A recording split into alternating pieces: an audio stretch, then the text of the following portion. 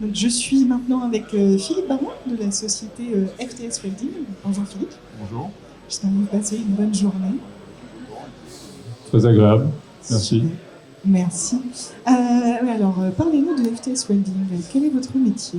Donc FTS Welding, comme le nom l'indique, c'est tout ce qui va tourner autour de la soudure. Process soudure par point, soudure MIG-MAG et soudure laser depuis quelques mois. Et en robotique ou en automatisation. Donc soit sur du robot traditionnel, soit depuis quelques années sur de la partie robot collaboratif qu'on a développé avec Universal Robot et Fanuc.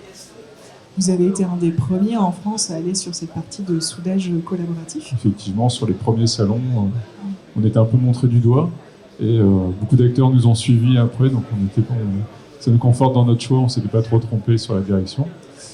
C'est le lot des précurseurs et donc vous avez développé une solution qui est assez unique. C'est ça, en fait, puisqu'elle est brevetée par FTS, notre idée c'est d'avoir, dans la robotique collaborative, c'est de donner l'accès à la programmation aux soudeurs sans formation particulière. Donc on a tout développé dans ce sens-là. Donc la fonction IMI qui va permettre au soudeur de reproduire sa gestuelle. Il prend la torche accrochée au robot, il soude sa pièce et il a fini de programmer.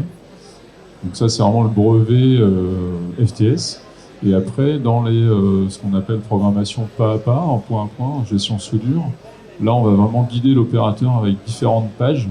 Chaque fois qu'il franchit une étape, une page suivante s'affiche sur la tablette. Comme une bande dessinée qui permet notre solution en 2 heures, l'opérateur est formé pour l'utiliser. Voilà. Oui, donc on imagine en simplifiant les tâches de cette manière que n'importe qui peut au final souder à partir du moment où on a les compétences basiques de soudage. Tout à fait, il faut avoir des notions de soudure et derrière ils peuvent programmer un Cobo. Et l'idée première c'était que ça s'adresse à des PME, voire des TPI, et ce qui est le cas, mais c'est aujourd'hui des gens qui ont déjà de la cellule robot qui veulent, pour des petites moyennes séries, passer en robotique-cobotique et qui vont sur ce produit-là qui est piloté par leur soudeur, sans intervention de roboticien. Et pareil, au niveau de la partie outillage, on travaille avec Sigmoon, où il n'y a pas besoin d'avoir d'outils spécifiques pour faire 10-15 pièces. Voilà. Donc c'est un temps de programmation rapide et une réactivité rapide pour livrer le client. Et alors du coup, je me pose la question, comment est-ce que sur le terrain c'est accepté? Est-ce que vous devez former de manière peut-être un peu plus forte pour qu'ils puissent collaborer avec ces robots et ces nouvelles solutions? Alors la formation, en fait, c'est plus un travail de pédagogie en amont de la commande. Donc on a des cellules de démonstration. Les gens viennent soit chez nous, soit on va faire des démonstrations chez eux, donc pour s'adresser aux soudeurs, directement au public concerné. On fait aussi de la location de cellules.